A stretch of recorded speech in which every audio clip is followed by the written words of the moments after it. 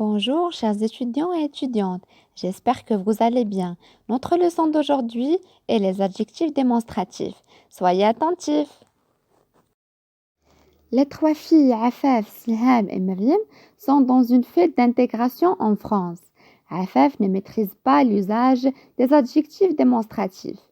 Elle est maintenant entourée de francophones. Elle risque d'être gênée.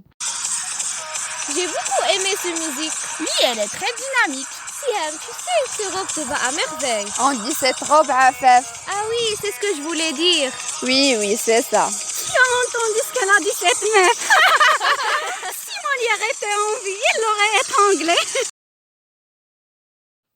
Eh oui, Afaf, les adjectifs démonstratifs sont indispensables dans la langue française. Pour cela, j'ai pensé à cette vidéo pour ne plus avoir à tomber dans ces situations gênantes. Suivez avec moi. Pour les objectifs, cette capsule va vous permettre d'identifier et de savoir employer les adjectifs démonstratifs. On va commencer par une définition, deuxièmement, usage, et au terme de cette capsule, un exercice d'application vous est prévu pour évaluer l'acquisition de cette compétence. Allons-y d'abord observer ces exemples. Ce travail soigné, cette nouvelle émission, cet élève travailleux, ces arbres gigantesques. Dans ces phrases, ce, cette et ces désignent l'objet ou la personne nommée.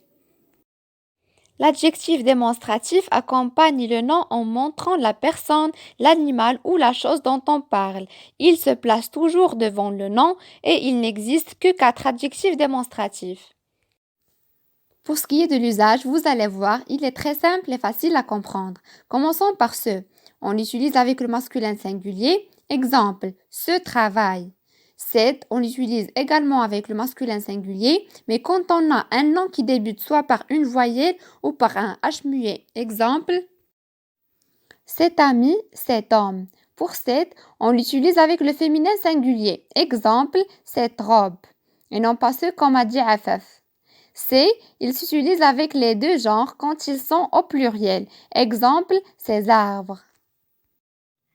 Vous avez vu, c'était très facile. Et voici l'exercice que je vous ai promis. Faites-le sans tricher. Je vous souhaite bon courage et je vous dis à la prochaine.